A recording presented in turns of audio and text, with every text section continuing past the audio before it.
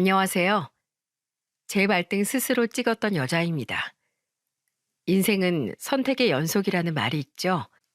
결혼하고 나서부터 제 인생은 늘 선택의 연속이었던 것 같아요.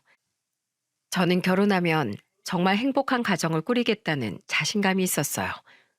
하지만 결혼이라는 게 생각처럼 순탄하게 흘러가지 않았어요. 인생이 생각처럼만 사라진다면 이런 사연도 보내지 않았을 겁니다. 저는 어릴 때부터 엄격한 어머니 밑에서 자랐어요. 그래서 저는 결혼하면 아이의 부족함도 감싸줄 수 있는 포용력 있는 엄마로 살고 싶었죠. 특히 저는 어릴 때부터 알아서 공부 잘하는 오빠 비교가 되면서 컸습니다. 그래서 성적표가 나오는 날이면 엄마는 세상에서 가장 기쁜 목소리로 말했어요. 난 진짜 우리 아들 덕분에 안 먹어도 배가 불러. 이번엔 반에서 3등이나 했네. 수학이 좀 부족했어요. 다음엔 더 잘해볼게요. 엄만 지금도 충분해. 몸 상하니까 항상 몸 생각하면서 해. 큰오빠 성적표가 나오는 날이면 엄마는 입이 귀에 걸려 있었어요.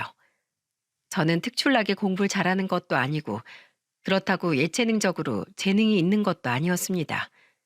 그러다 보니까 늘 엄마의 관심은 큰오빠를 향해 있었어요. 집 분위기가 이렇다 보니까 엄마는 오빠가 집에서 공부라도 시작하면 늘 저를 다그치며 말하셨습니다. 김나영, 오빠 공부하는데 거실에서 뭐 하는 거야? TV 끄고 너도 방에 가서 책을 읽던지 잠을 자던지 해. 나 TV 조금만 더 보고 싶은데 지금 너 TV 보는 게 중요해? 오빠 공부하잖아. 얼른 들어가. 엄마는 오빠가 공부하면 온 가족이 집에서 숨도 못 쉬게 만들었어요. 저와 3살 차이가 났던 오빠는 고등학생이었고 저는 중학생이었거든요. 그러면 아빠는 그런 엄마를 보면서 단호하게 말했습니다. 왜 엄한 애를 잡아? 여기가 집이지 독서실이야? 조용히야 공부할 수 있으면 독서실 가라고 해. 당신까지 왜 그래? 우리 아들 학원도 못 보내주는데 이럴 때 조용히 해주면 좋잖아. 당신 자꾸 그러니까 나영이가 집에서 길을 못 펴잖아. 내가 또 언제 애 길을 죽였다고 그래. 난 그냥 공부하니까 조용히 배려해 주자고 한 거지. 당신 이렇게 유난만 안 떨어도 다 알아서 해. 그러니까 제발 그만 좀 해. 아버지는 엄마의 유별난 치맛바람에 다그치듯 말하셨어요. 집에서 유일하게 제 편이었던 아버지 덕분에 그래도 든든했던 것 같아요.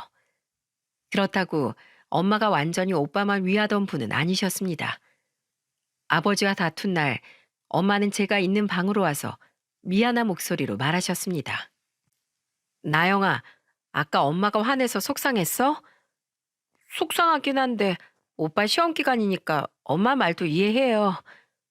우리 딸이 못난 엄마 때문에 철이 일찍 들었네. 엄마가 미안해. 앞으로는 안 그럴게.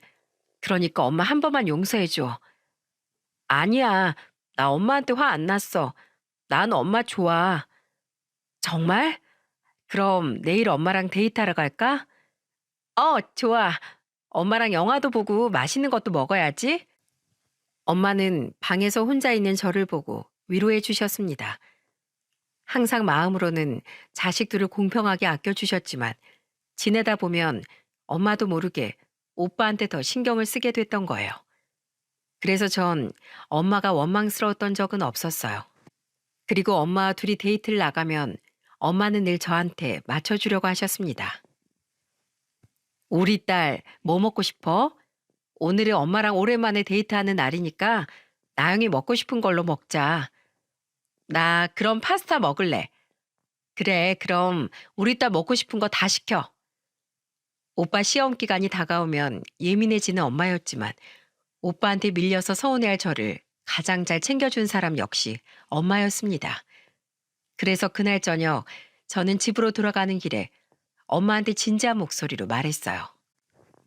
나도 공부 잘했으면 엄마가 2배로 행복했을 텐데. 그치? 아니야. 엄마는 우리 나영이 건강하고 바르게 잘 커주는 것만으로도 고마워. 그런 생각하게 만들어서 오히려 엄마가 미안해. 아니야. 난 엄마랑 이렇게 둘이 나와서 놀다 들어가는 것도 너무 좋아. 엄마와 저는 친구 같은 모녀였어요. 속 깊은 이야기도 엄마한텐 편하게 할 수 있었죠.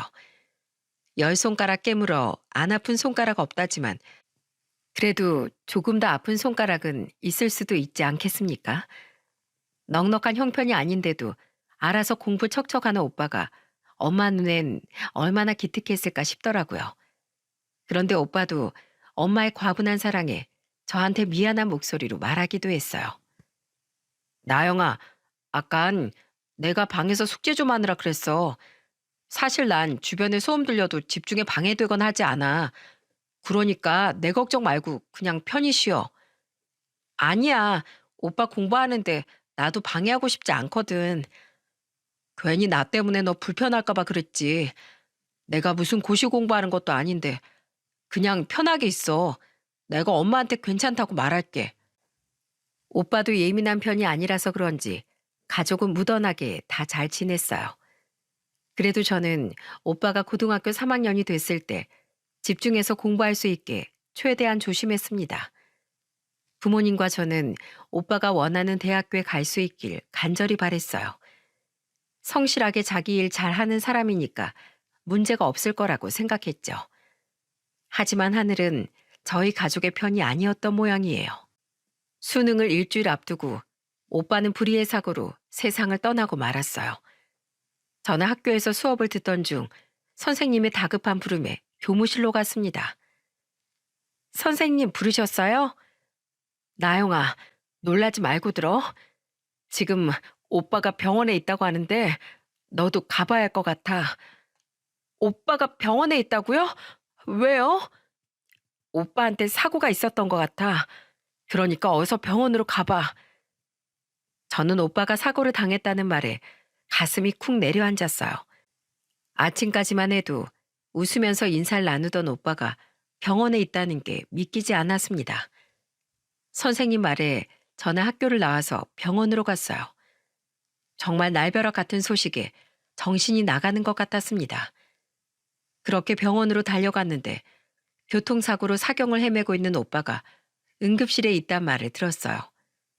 그리고 급하게 수술실로 옮겨져서 수술대에 오른 오빠를 엄마는 울면서 기다렸습니다. 제발 우리 아들 좀 살려주세요. 제발. 내 아들은 안 돼요. 아직 새파랗게 젊은 애를 가슴에 묻고 내가 어떻게 살아요? 엄마는 숨이 넘어갈 듯한 목소리로 울면서 말했어요. 저는 그때까지도 정신이 멍했던 것 같습니다. 아침까지만 해도 건강하게 나갔던 오빠를 병원에서 보게 될 줄은 상상도 못했거든요. 아침에 같이 밥 먹고 나간 가족을 응급실에서 다시 보게 될 거라고 상상이나 할 수 있었겠습니까? 저는 그저 수술실 앞에서 부모님과 같이 초조한 마음으로 서 있을 수밖에 없었어요. 그리고 긴 수술을 마친 의사는 절망적인 소식을 전해왔습니다. 죄송합니다. 최선을 다했지만 현재로선 어려울 것 같습니다. 엄마는 의사의 말에 놀란 목소리로 물었습니다. 안 돼요. 우리 아들 곧 있으면 학교 졸업이에요. 아직 앞길이 창창해요. 제발요. 제 심장이라도 떼줄 수 있어요. 제발 제 아들만 살려주세요. 제발요. 죄송합니다. 의료진들이 최선을 다했지만 더 이상은 무리입니다. 가족분들께서 마음의 준비를 하셔야 할 것 같습니다. 의사의 말에 엄마 아버지는 바닥에 주저앉았습니다. 저는 그제야 눈물이 났어요. 아침에 멀쩡하게 인사했던 오빠를 더는 볼 수 없다는 게 그제야 실감났어요. 엄마는 병원 바닥에 주저앉아 오열하며 말했습니다. 명훈아, 엄마 여기 있어. 얼른 나와야지. 너 대학교 가고 싶어 했잖아. 여기 너무 오래 있으면 안 되는데 어떡하면 좋아. 엄마 여기 있어. 아이고, 내 새끼. 어서 엄마랑 가자. 오열하는 엄마를 아버지가 달래주면서 말했습니다. 여보, 그만해. 이러다 당신까지 쓰러져. 내가 살아서 뭐해. 우리 명훈이가 이렇게 됐는데 내 새끼 살려내. 명훈아, 명훈아. 엄마는 오빠의 죽음을 인정하지 못하고 하염없이 울었어요. 지금도 귀에 생생하게 들릴 만큼 엄마의 울음소리는 서글펐습니다. 저희 가족은 마지막 숨을 거둔 오빠와 예상치 못한 작별 인사를 해야만 했습니다. 그렇게 하루아침에 가족들 곁을 떠난 오빠의 빈소가 차려졌어요. 영정사진도 너무 어려 보이는 오빠의 마지막을 같은 반 친구들까지 와서 마지막 인사를 전했습니다. 오빠 같은 반이었던 한 친구는 저희 아버지를 보면서 이런 말도 했어요. 명훈이 학교에서 참 착한 친구였어요. 소외된 친구도 제일 먼저 챙겼고요. 제가 소심해서 친구들이랑 못 어울릴 때도 명훈이가 먼저 손 내밀어 줬어요. 말해줘서 고맙다. 우리 명훈이 얘기해줘서 고마워.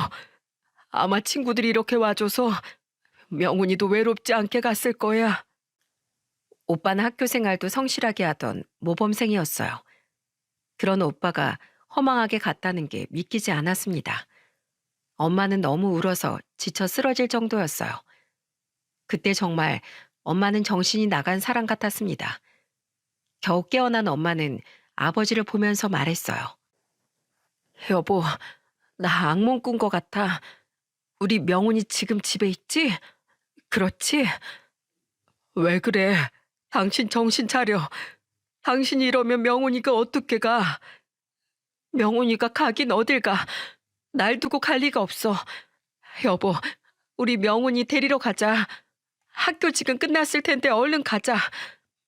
제발 정신 좀 차려. 힘들지만 우리 명훈이 잘 보내주자. 그래야 우리가 살아. 당신 마음 다 알아. 그런데 아무것도 당신 잘못 없어. 그러니까 자책도 하지 말고 명훈이 좀 잘 쉬게 해주자. 이렇게 다 키운 자식을 어떻게 보내? 내 품에서 끼고 살던 애 어떻게 보내? 여보, 나 정말 숨이 안 쉬어지는 것 같아. 어떡해. 엄마는 믿을 수 없는 현실 앞에 몇 번이고 쓰러질 뻔할 정도였어요. 그렇게 장례 기간 내내 아버지는 엄마를 챙기느라 정신이 없으셨어요. 장례를 다 치르고 오빠를 납골당에 안치하면서 눈물을 흘리면서 말했습니다. 오빠, 내가 오빠 목까지 잘 살고 있을게. 알겠지? 하늘에서 우리 가족 잘 봐줘. 나중에 만나면 그동안 무슨 일 있었는지 다 말해줄게. 저는 납골당에서 남은 눈물을 흘렸어요. 그렇게 오빠를 보내주고 집으로 돌아오자 빈자리가 느껴졌습니다. 한동안 엄마는 오빠 유품을 끌어안고 남몰래 울기도 많이 우셨어요. 그때마다 아버지는 제 방으로 와서 저를 위로하며 말하셨습니다. 나영아, 엄마가 오빠 천천히 잊을 수 있게 우리가 도와주자. 그래야 엄마도 마음이 편할 거야. 엄마가 괜찮아질까요? 너무 힘들어 보여요. 우리가 엄마를 기다려주자. 나영이도 힘들면 언제든 아빠한테 말해. 알겠지? 아빠는 괜찮으세요? 아빠도 힘들잖아요. 저번에 오빠 방 앞에서 서 계시는 거 봤어요. 아빠도 천천히 오빠 보내고 있는 중이야. 걱정 마. 우린 나영이도 오빠 잘 보내줘. 가족들은 오빠의 갑작스런 마지막을 각자 정리 중이었습니다. 허망하게 떠난 가족의 빈자리는 꽤 컸습니다. 그렇게 제가 중학교를 졸업하고 고등학교 입학하면서 조금씩 엄마도 예전 모습을 되찾아가기 시작했습니다. 그래도 한 번씩 엄마는 문득 우울한 모습을 보이곤 했어요. 바로 오빠 기일이 다가오는 날이면 엄마는 불면증에 시달릴 정도로 힘들어 하셨습니다. 그러다가 오빠 기일이 다가오던 어느 날, 제가 학교에서 조금 늦게 끝났던 날이었어요. 그때도 늘 가던 비슷한 시간이라서 천천히 걸어가고 있었죠. 그런데 집 앞에서 하염없이 서성이고 있는 엄마가 보였어요. 그때 저는 엄마를 보고 반가운 목소리로 불렀습니다. 엄마, 왜 나와 있어? 너 지금 시간이 몇 시야? 왜 이제 와? 집에서 기다리고 있는 사람 생각 안 해? 왜 이렇게 엄마 속을 썩이는 거야? 난 맨날 이 시간에 왔어. 왜 그래, 엄마? 무슨 소리야? 너 원래 오던 시간보다 30분이나 지났잖아. 너라도 말을 잘 들어야 할 거 아니야. 엄마 속 터지는 거 보고 싶어서 그래? 평소와 비슷한 시간에 왔는데도 화를 내는 엄마를 보고 저는 크게 당황했어요. 그때 뒤늦게 달려온 아버지가 엄마를 말리면서 소리쳤습니다. 당신 뭐 하는 거야? 왜 꾸준 나영이를 잡아? 집에 와야 될 시간에 애가 안 들어오잖아. 내가 얼마나 놀랐는 줄 알아? 여보, 진정해.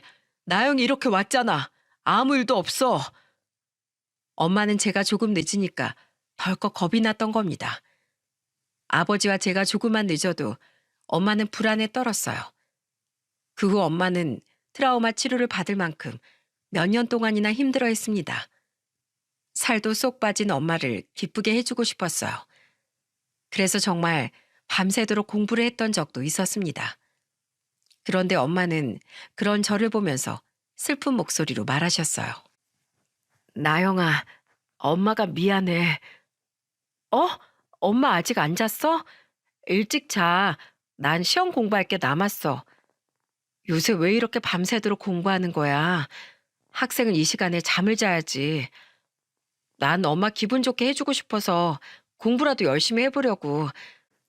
내가 아직 학생이라 돈을 벌 수도 없고 할 수 있는 게 공부뿐이잖아. 엄마 신경 쓰지 말고 나영이 하고 싶은 거 해. 엄만 나영이가 그냥 하고 싶은 거 했으면 좋겠어. 그냥 나영이 행복한 일만 해. 엄마가 미안하다. 아니야. 난 엄마가 행복한 게 좋아. 공부도 날 위한 거야. 나영아, 앞으로는 엄마가 더 강해질게. 알겠지? 너무 걱정하지 마. 엄마는 밤 늦은 시간까지 공부하는 저를 오히려 위로하셨어요. 그때 저는 든든한 가족의 울타리를 느꼈습니다. 서로 옆에만 있어도 큰 위로가 되는 게 가족이라는 걸 그때 다시 한번 느꼈어요. 그 후 시간이 흘러 엄마도 오빠를 떠나보낸 아픔을 딛고 일어났습니다. 그렇게 저는 대학교까지 무사히 졸업하고 서울에서 직장 생활까지 시작했어요. 첫 출근하던 날 엄마는 누구보다 가장 기뻐하면서 말하셨습니다. 우리 딸 너무 멋있다. 조심해서 잘 다녀와. 어, 너무 떨린다. 나 잘할 수 있겠지? 그럼 엄마 딸인데 당연히 잘하지. 눈도장 제대로 찍고 와. 네, 다녀오겠습니다. 엄마의 응원과 기운을 받아 떨리는 첫 출근도 무사히 했어요. 그렇게 부모님은 저한테 삶을 살아갈 수 있게 해주는 힘이었습니다. 그래서 저는 이상형도 다정한 사람이었어요. 다정한 사람을 만나면 정말 행복한 가정을 꾸릴 수 있을 것 같았어요. 집신도 짝이 있다는데 저도 그런 다정한 사람을 만나 알콩달콩 살고 싶었습니다. 그리고 입사 7년 차쯤 됐을 때 운명처럼 지금의 남편을 소개로 만나게 됐어요. 남편은 같은 회사 직장 동료였습니다. 같이 일할 땐 누구보다 칼 같은 사람이라 남편한테 다정한 면이 있는 줄은 몰랐어요. 우연히 회식 자리에서 옆자리에 앉게 된 남편은 저한테 조심스럽게 물었습니다. 피곤하면 먼저 일어나셔도 괜찮아요. 오늘 팀끼리 회식하는 거라 먼저 가도 모를 것 같아요. 괜찮아요. 대한 씨야말로 술 너무 많이 마신 거 아니에요? 먼저 가보셔야 될 것 같은데요. 정 괜찮아요. 저희 팀이 워낙 회식이 많아서 이제 전 단련됐어요. 갑자기 저를 걱정해주는 남편 때문에 깜짝 놀랐어요. 그런데 남편은 잠시 후 저한테 병 음료를 하나 건네면서 말했어요. 나영 씨, 이거 미리 마셔둬요. 그래야 내일 출근할 때 속이 편해요. 제 것도 사오신 거예요? 네, 제가 술이 좀 약해요. 술이 약하다면서 말하는 남편이 귀여워 보였어요. 그렇게 저는 남편과 가까워지기 시작한 겁니다. 그리고 다음날 출근하자 책상에는 우유가 하나 있더라고요. 잠시 뒤 회사 메신저로 남편은 이렇게 대화를 보냈습니다. 김 대리님, 어제 잘 들어가셨어요? 속 안 좋으실 텐데 우유 마시고 시작하세요. 어제부터 오늘까지 이렇게 받기만 해서 어떡해요? 그럼 퇴근하고 저녁이라도 사세요. 저 시간 많아요. 그럴까요? 그럼 회사 앞에 말고 장소 따로 정해봐요. 저는 그렇게 남편과 회사 밖에서 만나기 시작했습니다. 그 후 남편과 저는 자주 만나면서 친하게 지내다가 연인으로 발전했어요. 남편은 공가사가 확실한 성격이었어요. 일할 땐 확실하게 선을 긋고 퇴근 후에는 한없이 다정한 사람이었습니다. 그런 남편과 결혼한다면 정말 잘 살 수 있을 것 같았어요. 그렇게 저희는 2년간의 연애 끝에 결혼까지 꼴이 날 수 있었습니다. 남편은 특히 친정에 잘하는 사람이었어요. 오빠 기일이 다가오면 남편은 정말 아들처럼 처가에 자주 갔습니다. 사내 부부로 같이 일하던 신혼 초에 남편은 문득 저한테 이런 말을 했어요. 여보, 우리 치킨이랑 맥주 사서 장모님 뵈러 갈까? 우리 집에 가자고? 당신 안 피곤해? 그럼 오늘 우리 월급날이잖아. 가서 용돈도 드리고 맛있는 저녁도 사드리자. 당신 이렇게 잘 키워주셔서 감사하다고 내가 더 자주 가서 말씀드려야지. 하여튼 당신이 이러니까 우리 엄마가 당신을 더 예뻐하는 거야. 딸보다 사이가 낫네. 나도 그런 생각 못 했는데 고마워. 곧 있으면 기일 다가오잖아. 우리가 당분간은 자주 가자. 그래야 덜 힘드시지. 벌써 또 그렇게 됐네. 시간 참 빠르다. 남편은 오빠의 기일까지 챙길 정도로 세심한 사람이었어요. 그래서 엄마는 남편을 보면 정말 아들 같다는 말을 자주 하실 정도였습니다. 저는 그런 남편한테 한없이 고마웠어요. 그리고 엄마는 남편의 배려에 고마워하면서 남편을 보면서 말하셨습니다. 자네 일부러 이맘때쯤이면 더 자주 오는 거지? 자네한테 내가 정말 고마워. 저도 가족이잖아요. 당연히 장모님께 조금이라도 힘이 된다면 제가 와야죠. 제가 장모님 마음에 힘이 될까 모르겠네요. 당연히 힘이 되고 말고 고맙네. 난 자네한테 정말 너무 고마워. 자네 장인도 자네한테 말은 못해도 얼마나 고마워하는데 그렇게 생각해 주시면 저야 고맙죠. 대단한 일도 아닌데 제가 더 감사드려요. 내가 말년의 사위 덕분에 마음이 아주 든든하네. 엄마는 남편한테 고맙다는 말을 자주 했습니다. 그만큼 남편은 저희 집의 큰아들처럼 예쁨을 독차지했습니다. 남편이 이렇게 잘하니까 저도 시댁에 잘하려고 노력도 많이 했어요. 그래서 명절에도 일찍 내려가 시모를 도왔습니다. 어머님, 벌써 시장 다 보신 거예요? 저 오면 보시지 그러셨어요. 서울에서 일하다 오는 애들을 뭐하러 기다려. 괜찮어. 다음 명절엔 더 일찍 와야겠어요. 됐다. 이렇게 와주는 것만으로도 며느리 목 톡톡히 하는 거야. 네, 어머님. 저 뭐부터 할까요? 저는 전부터 할게요. 그래, 그래. 아주 손이 야무져. 우리 며느리 못하는 게 없어. 시모는 그때만 해도 저와 둘도 없는 고부지간이었습니다. 고부 갈등이라곤 상상도 못할 만큼 시모 성격이 서글서글했어요. 그래서 시골에 있는 시댁에 가는 길이 부담스럽거나 스트레스 받았던 적도 없었습니다. 그러다가 저는 임신을 하게 되면서 회사를 그만둬야 했어요. 그리고 남편은 서울에서 직장 생활을 이어나갔습니다. 그렇게 결혼 1년 차에 아이를 낳고 저희는 새 식구가 된 거예요. 그때만 해도 남편은 딸을 보면서 세상에서 가장 행복한 얼굴로 말했습니다.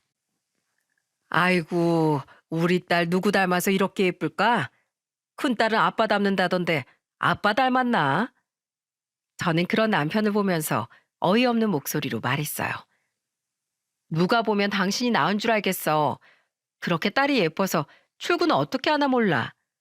확 회사 그만둘까? 회사가 작으니까 아빠들은 육아휴직도 없네. 이래서 머슴도 대감집 머슴이 좋다는 거야. 됐네요. 다니던 회사나 잘 다니셔. 그래야 우리 딸 먹을 분이 한 통이라도 더 사지. 그래, 양이야. 아빠가 내일도 출근해서 돈 많이 벌어올게. 작은 회사에 다녔던 남편은 이직을 하려고 준비도 해봤어요. 하지만 경력도 애매하고 마땅한 자리가 없어서 늘 이직은 수포로 돌아갔습니다. 그래도 저는 괜찮았어요. 검소하고 성실한 남편이었습니다. 저는 큰 욕심 없이 이대로 모두 건강하기만을 바랬어요. 시부모가 시골에서 흑염소 농장을 운영하고 있어서 매년 흑염소 즙을 보내주기도 하셨어요. 시골의 흑염소를 자연 방목으로 키우기 때문에 찾는 사람도 꾸준했습니다. 그래서 딸과 같이 내려가면 딸이 뛰어놀 수 있는 마당 있는 집도 너무 좋았어요. 한창 딸이 걸음마를 시작했을 땐 시댁에 가면 시간 가는 줄 모르고 걸음마를 하려고 했어요. 그 모습을 보고 시부가 웃는 목소리로 말했습니다. 아이고, 우리 손녀딸이 시골을 이렇게 좋아하는 줄 몰랐네. 여기서 하랩이랑 살아야겠다. 시부가 장난스럽게 말하면 시모는 어이없는 목소리로 말했어요. 당신은 그 흑염소 농장이나 자주 가봐. 당신보다 개들이 더 잘 지키잖아. 거기 지키라고 내가 밥 주고 털도 빗겨주는데 당연히 개들이 잘 지켜야지. 아이고, 핑계도 좋네. 시부모는 티격태격하면서도 금술이 좋으셨어요. 시댁과도 별 갈등이 없었고 친정에도 큰 문제가 없었죠. 그런데 항상 문제는 방심했을 때 생긴다고 하지 않습니까? 바로 결혼 4년 차에 딱 문제가 생긴 거예요. 그것도 정말 청천벽력 같은 소리였어요. 바로 남편이 위암 2기 진단을 받은 겁니다. 위암 초기는 증상이 나타나지 않아서 그동안 남편도 저도 까맣게 몰랐던 거예요. 남편은 회사에서 건강검진을 받았다가 나온 결과에 당혹스러워했습니다. 난 그동안 소화가 좀 안 되는 것 같긴 했는데 정말 멀쩡해서 꿈에도 몰랐어. 이제라도 알아서 진짜 다행이다. 초기는 수술하고 관리만 잘하면 된다는데 하늘이 도와준 거래. 당신 그동안 회사 다니면서 이직 준비한다고 너무 무리한 거 아니야? 아니야. 그냥 내가 건강관리를 좀 못한 것 같아. 얼른 수술 날짜부터 잡자. 당신 이제 당신 몸부터 챙겨. 저는 충격적인 남편의 건강검진 결과에 큰 충격을 받았어요. 그래서 휴직을 한 뒤 남편은 수술 일정부터 잡았죠. 그래도 비교적 초기에 발견됐기에 생존율은 높았지만 겁이 나는 건 어쩔 수가 없더라고요. 아직 어린 딸이 있었기 때문에 남편의 건강이 걱정됐어요. 그렇게 남편이 성공적으로 수술을 끝내고 병실에서 회복하고 있던 어느 날이었습니다. 문득 이대로 집에 돌아가면 안 될 것 같았어요. 그래서 저는 병원에 입원한 남편을 보며 말했죠. 여보, 회사 그만두고 우리 어머님 댁에 내려가자. 뭐? 당신 괜찮겠어? 안 괜찮을 게 뭐야. 어차피 당신도 이직하려고 했었는데 이참에 그만두고 건강관리 좀 하다가 다시 취업하면 되잖아. 우리 그렇게 하자. 그게 말처럼 쉬울까? 나도 나이가 있는데. 걱정 마. 당신이 못하면 나라도 나가서 돈 벌게. 그러니까 당신은 지금부터 건강관리에 더 신경 써. 저는 걱정하는 남편을 어떻게든 안심시켜 주고 싶었어요. 그래서 다음 날 시모에게 전화를 걸었습니다. 어머님, 잘 계셨어요? 안 그래도 내가 전화하려고 했는데 대안이는 괜찮어? 네, 몇 주 더 지켜보다가 퇴원하면 된대요. 아휴, 그렇다면 다행이네.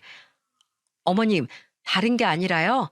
저희 퇴원하고 어머님 댁에 가서 1년 정도 지내려고 하는데 괜찮을까요? 여기로 온다고? 네, 아무래도 남편도 서울보단 시골에서 요양하는 게 좋을 것 같아서요.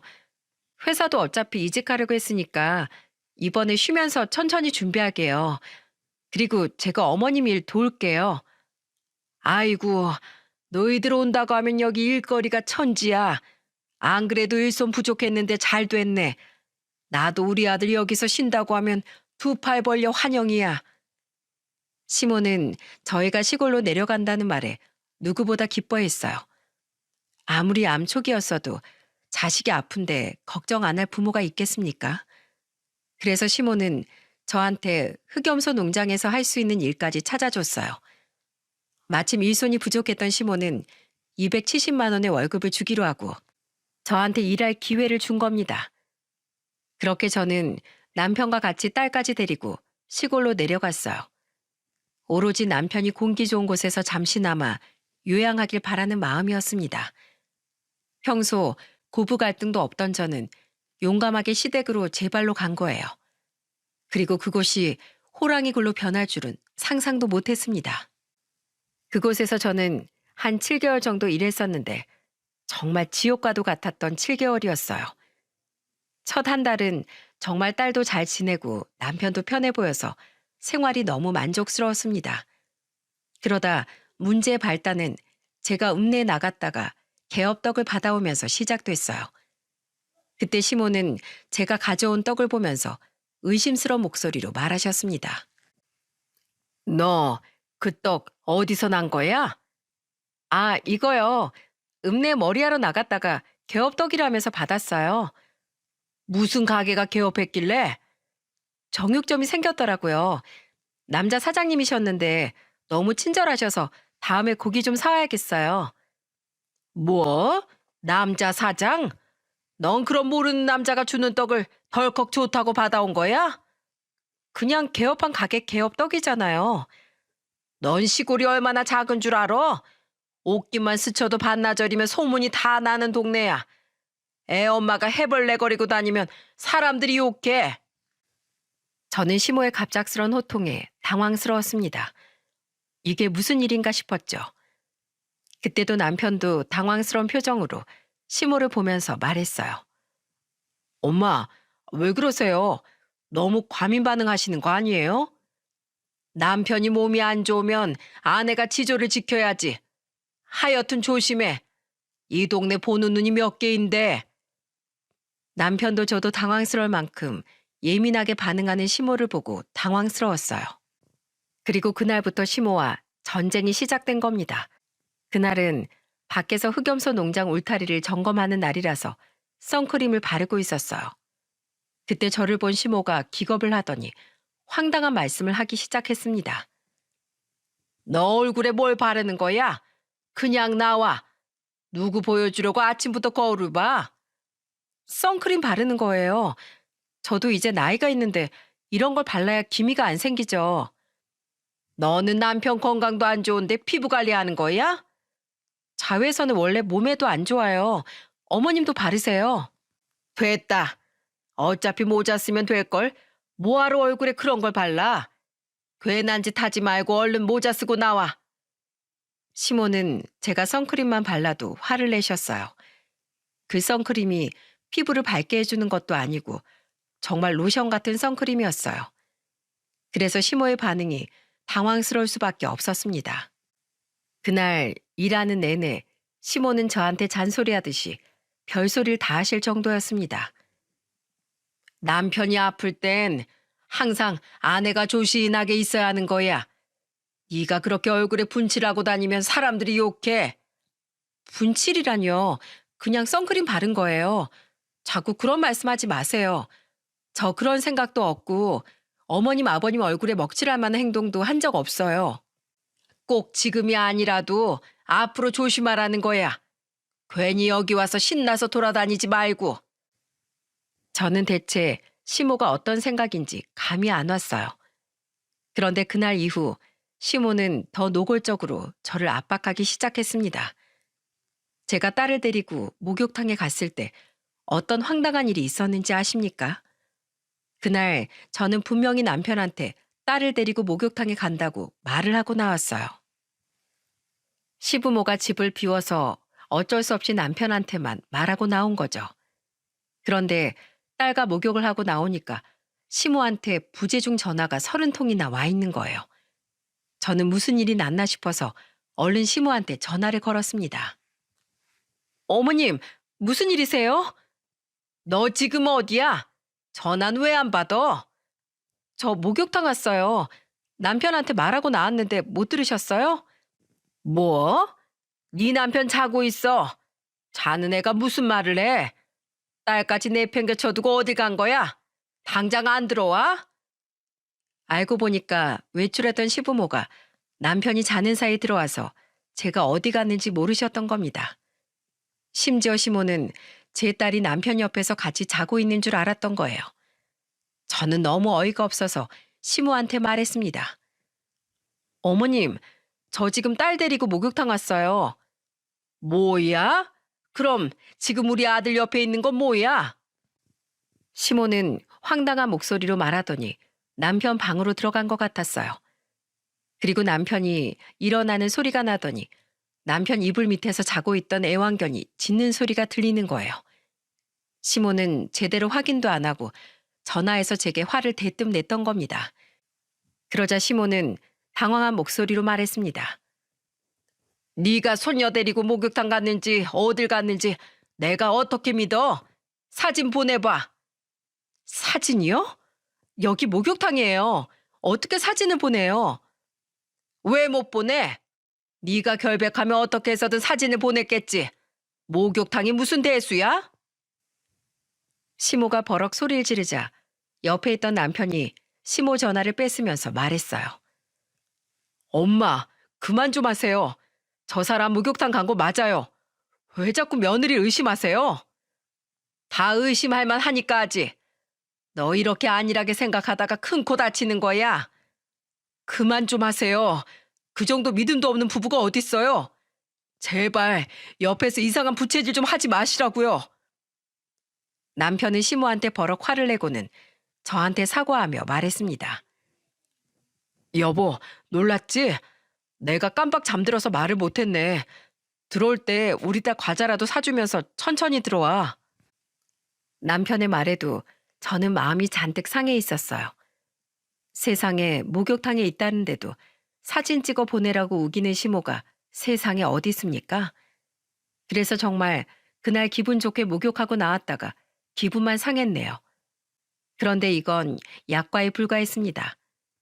매달 월급을 잘 주던 시모가 4개월쯤 됐을 때 갑자기 월급이 안 들어오는 거예요. 그래서 저는 다 같이 저녁을 먹다가 시모한테 의아한 목소리로 물었습니다.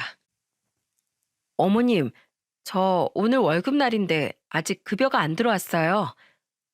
너 말 잘했다. 월급 관리 어떻게 하고 있는 거야? 나한테 좀 보여줘봐. 네? 월급이요? 그래. 네가 뒤로 빼돌리고 있는지 어떻게 알아? 네 남편 위암 초기에 운 좋게 발견했으니까 다행이지. 재발하면 어떡할 거야?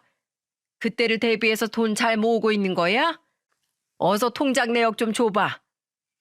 시모의 말에 정말 당황스러웠습니다. 그러자 시부가 시모를 말리면서 말하셨어요. 당신 뭐 하는 거야? 며느리한테 그게 무슨 말이야? 우리 며느리가 엄한 곳에 돈 쓸 리가 없잖아. 모르는 소리 하지 마. 옆집 용규 엄마 못 봤어? 아들이 큰 병 걸리니까 며느리가 애만 데리고 도망갔잖아. 나도 그 집 며느리가 그렇게 야반도주 하듯이 도망갈 줄 몰랐어. 사람 속을 누가 알아? 저와 남편은 시모의 말에 입이 떡 벌어졌어요. 그동안 시모가 저를 쥐잡듯 잡았던 게 다 저런 말도 안 되는 이유 때문이라는 걸 알게 된 겁니다. 그때 남편은 밥을 먹다 말고 시모한테 소리쳤어요. 엄마, 제가 그만하시라고 했잖아요. 내가 너 때문에 이렇게 노심초사하는 거야. 너야말로 마누라 도망가면 어쩌려고 그래? 무슨 소리를 하시는 거예요? 이 사람 지금 저 때문에 이런 시골까지 와서 일하는 거잖아요. 제발 그만 좀 하세요. 결국 그날 시모는 시부와 남편의 호통을 듣고 나서야 월급을 보냈습니다. 저도 정말 황당하더라고요. 남편을 위해 내려온 건데 괜히 시모와 사이만 틀어지는 것 같아 마음이 영 안 좋더라고요. 그 후로 남편은 시모가 저한테 말도 안 되는 의심을 할 때마다 한마디씩 했습니다. 그런데 시모와 저 사이에 제대로 꺼지지 않은 불씨가 터지고 말았습니다. 그게 제가 시댁에 내려온 지 딱 7개월째 되는 날이었어요. 제가 흑염소 농장 울타리를 보다가 농장을 지키는 개한테 물리고 말았습니다. 개를 다루는 게 서툴렀던 저는 그대로 개한테 다리를 물리면서 비명을 지르면서 주저앉았습니다. 그러자 시모와 시부가 놀란 얼굴로 달려왔어요. 시부는 저를 보면서 다급한 목소리로 물었습니다. 개한테 물렸어? 네, 울타리 보고 있었는데 개가 갑자기 달려들었어요. 피가 뚝뚝 나네. 아, 당신 뭐해? 빨리 구급차 불러. 잘못 넘어져서 지금 꼼짝도 못하는 것 좀 봐. 저는 걔한테 물리면서 엉덩방아를 찧었는데 하필 제가 넘어진 자리에 돌이 있어서 꼬리뼈가 그대로 찍힌 겁니다. 그래서 정말 꼼짝도 못할 만큼 너무 아팠어요. 다리에 걔한테 물린 것보다 넘어져서 찍힌 꼬리뼈 쪽이 너무 아픈 겁니다. 그런데 시모는 그런 저를 내려다보면서 팔짱을 낀 채 말했어요. 꾀병 부리지 말어. 내 눈은 못 속여. 개가 좀 물었다고 꼼짝 못한다는 게 말이 된다고 생각해? 너 일하기 싫어서 머리 쓰는 거지? 일 안 하고 어디 가려고? 그 상황에도 시모는 저를 의심하고 있던 거예요. 저는 정말 아픈 와중에도 시모한테 크게 실망했습니다. 오로지 남편 건강 생각해서 시골까지 내려온 저를 이렇게 밑도 끝도 없이 의심하는 게 말이 됩니까? 그때 시부는 화를 내면서 119를 불렀습니다. 그리고 남편한테 전화를 걸어 곧이어 남편이 왔어요. 그런데 시모는 남편을 보면서 비아냥거리며 말하더군요. 대안아, 네 마누라 지금 꾀병 부리는 거야? 놀랄 것 없어. 일하기 싫어서 머리 쓰는 거라고. 엄마, 지금 사람이 다쳤잖아요. 꼼짝도 못하는 거 안 보이세요? 대체 왜 그러세요? 너 지금 엄마한테 화낸 거야? 다 널 위한 거잖아. 왜 엄마 마음을 몰라? 아니요. 그건 저를 위한 게 아니라 엄마 혼자 착각하는 거예요. 엄마가 이러시는 게 절 더 힘들게 한다고요. 여기 와서 단 한 번도 마음 편했던 적이 없어요. 안 그래도 힘든데 엄마까지 그러니까 더 스트레스 받는다고요. 시모는 남편이 호통칠 걸 예상 못한 것 같았어요. 그때 구급차가 왔고 구급대원들이 저를 옮기려고 했어요. 그런데 시모는 구급대원들을 막으면서 소리치기 시작했습니다. 안 돼. 못 가. 내 며느리 아무도 못 데려가. 그때 시부가 막무가내로 소리치는 시모를 막았습니다. 그리고 남편은 구급차에 같이 타고 저와 같이 병원으로 갔습니다. 남편은 구급차에서 아파하는 저를 보고 울면서 말했어요. 여보, 미안해. 다 내 잘못이야. 당신은 날 위해서 여기까지 와줬는데 나 때문에 일하다가 다치기까지 했잖아. 미안해. 내가 미안해. 여보, 나 너무 아파. 너무 힘들어. 저는 남편의 말도 들리지 않을 만큼 엉덩이 쪽 고통이 심했습니다.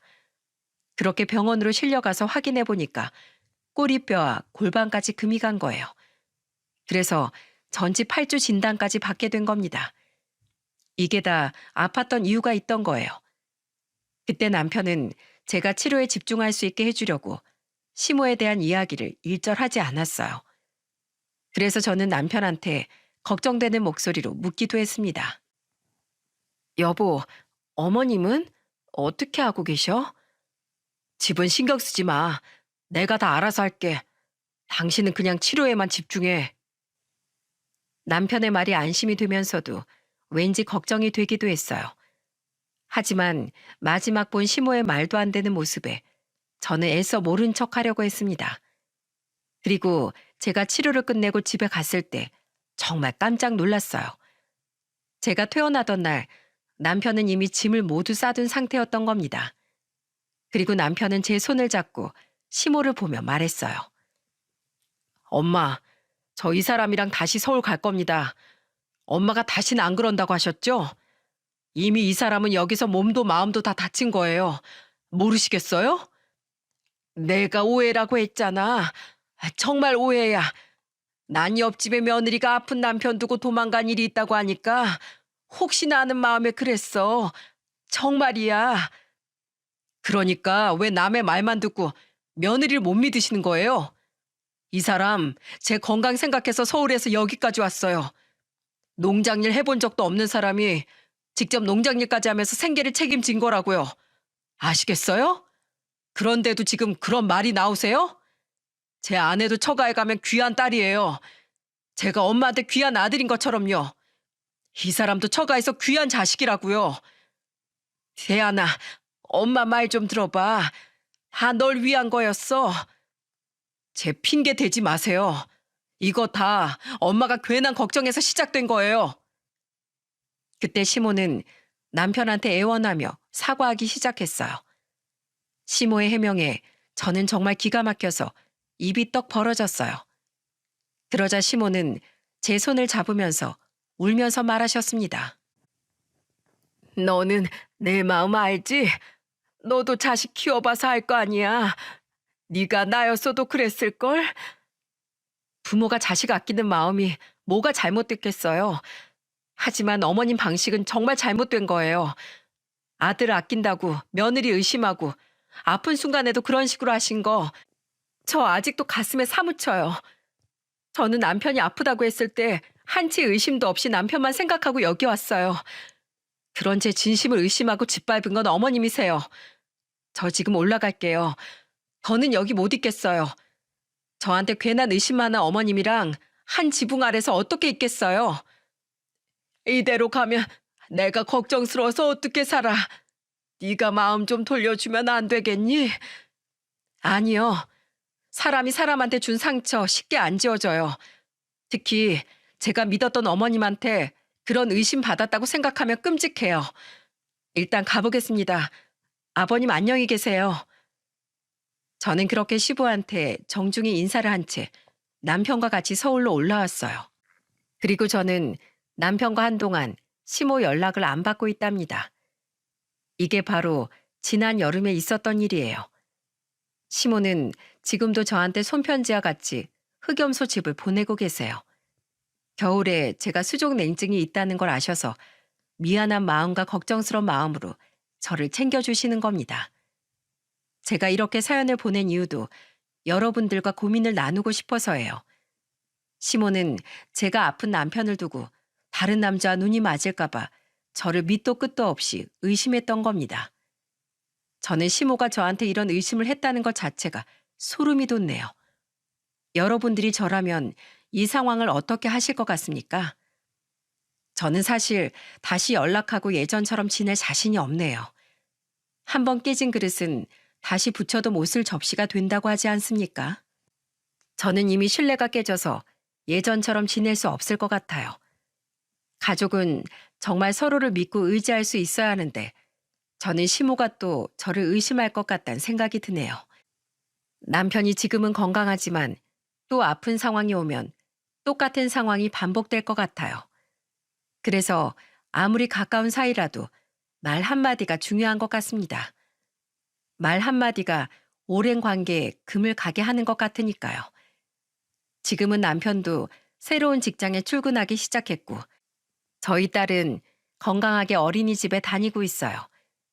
저는 아무래도 한번 금이 간 꼬리뼈와 골반을 조심해야 하기 때문에 조심스럽게 생활하고 있답니다. 아무래도 고민이 있다 보니까 힘들지만 이 고비도 잘 넘길 수 있을 거라고 믿어요. 여러분들께서 남겨주시는 댓글을 참고해서 제가 현명한 판단 내릴 수 있도록 하겠습니다. 모두 제 긴 사연 들어주셔서 감사드립니다. 연말에 모두들 행복하세요.